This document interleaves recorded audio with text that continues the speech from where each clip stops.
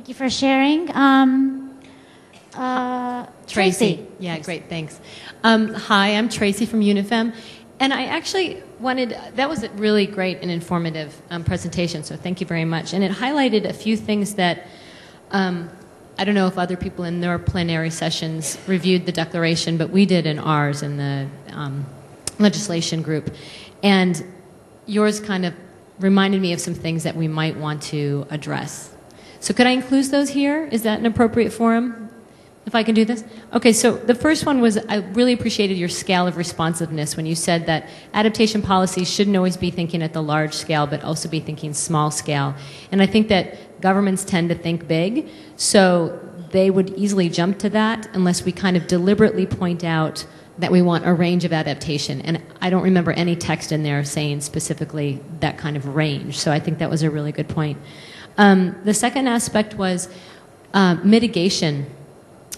I feel like we are in a little bit of a crux here at this conference because mitigation wasn't actively presented, but it ended up in the declaration, not in the draft I saw a few days ago, but in the draft I saw today. And we kind of opened up a can of worms because mitigation is very complex, and you address some of the issues about it.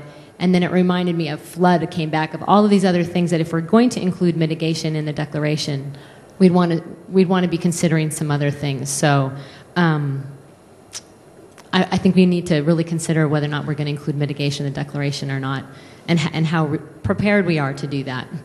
And then lastly, there was a suggestion that we pulled some of the recommendations from the declaration from the parliamentarians, and you highlighted a really great one that I thought maybe we could use your text, was the responsibility of industrialized states to contribute technology, etc. I think a few people have mentioned that, and that would be smart to include. And I'm going to be the devil's advocate here and say that if we're going to have this be truly accepted in the international community, however, we would have to have the other side represented as well, and think about what the global north says is the responsibility of the global south in turn. And I just noticed some text in the parliamentarians' declaration here that we could tweak a little bit about their active engagement and being responsible for doing what they can to, within the scope of their capacities, et cetera. So just kind of play both sides so that the international community would be responsive to that. And I think that's it. It was really informative and very thought-provoking. Thank you very much, Tracy. Can I say that in more concrete terms? I mean, can we do that? Let's just make it a bit. No, what I'm saying is just, for example, if we are going to ask the Amazon. The north-south argument? Yes. So not to cut their trees, and we declare them as the lungs of the world. Therefore, the rest of the world must be taxed. And is that what you're saying? Right. No, well, actually, that's not what I was saying, but what you're giving an example of is the complexity of mitigation that I don't know if we're prepared to have included in here because it does get very complicated. But as far as the responsibility, her line, I would love, is it Athena? Athena, your text was exceptional, I think, about the responsibility of the global north. And then the global south, you could say, again, I'll be devil's advocate, could be to take a proactive role in advancing disaster risk reduction and climate change adaptation in order to protect lives and livelihood, possibly even ensure sustainable development or sustainable management of resources, which is a concern the global north says you can't just keep cutting the trees, but it wouldn't be quite as, and then possibly address corruption, which is, I think, the third complaint in the Kyoto Protocol that the north has about work in the south. Thank you very much. Thank you. I think Tracy kind of already set our tone for the discussion to follow next, but just there was one more comment on, or no? No more? Just then one last comment, please.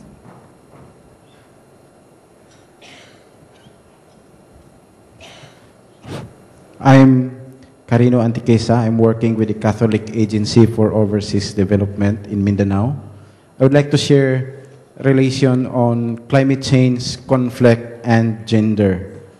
For the case of Cotabato in Mindanao, where the heavy fightings are happening here, one of the triggers that immediately causes the conflict recently is the massive flooding of the Pulangi the Rio Grande de Mindanao River, which runs around Cotabato. Now, how it happens, along the Rio Grande Mindanao River, along the immediate delta there, it's settled by Muslim Maguindanao people. On the higher ground, it's settled by Christian settlers. When the Pulangi River inundated around May and June, thousands, hundreds of families of Maguindanao people who are known to be supportive to the Moro Islamic Liberation Front started to migrate upland. And they settled in the Christian areas. So that started the friction. So armed Christian militias in this area started to think that the MILF are starting to invade their areas. So there was already tension in that area.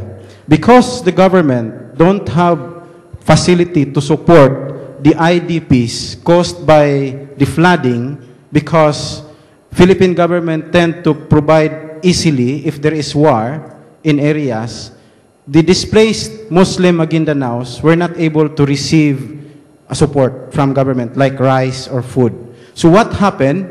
They started to get food from the farms of Christians. So civilian militias among the Christians were able to coat some Muslim Maguindanaos getting their animals and their rice. That started the tension there. So of course, the military came in, the police came in, they ran after the Muslims. Of course, the Muslims ran to the MILF, and that started the whole conflagration. And it also coincided with the collapse of the peace process. That's another issue. The other case, in relation to gender, this is very, very important, because most of the people who evacuated were the women and their children. And the men were the one trying to find food. And they find food, unfortunately, in the farms of the Christians. So that's one case. The other case is in the case of Sulu. The Sama people of Sulu, they are usually living in the coastal areas. Now, these Sama people, they fish along the coastal areas with their non-motorized boats. When in the last 5 years, it was noticed that in the area of Sulu and the Moro Gulf, there is an increased big waves coming over there. So most of the Sama people are forced to settle in the coastal areas without any livelihood. So they are now mixed with the terrestrial tribes of the Yakans and the Tausugs. So there is tension that happens. Without any support of these displaced people, they started to steal food. They started to do a lot of things which leads to a lot of tension. Again, the immediate victim are the women. One impact of this is that among the Sama women started to work as household helps in the cities. In Zamboanga, for instance, in Hulu, and in other cities in Mindanao. And most of them can just read and write. So they become victimized in the cities. They return to their villages. The men get angry because their neighbors are the Christians. They started to attack the Christians in retaliation. So it's all of this cycle. Climate change is the trigger. And I think there's very little research being done in this situation. And I think it's not only happening in the case of Cotabato and in Sulu, it might be also happening in other parts of Southeast Asia. That's the big problem.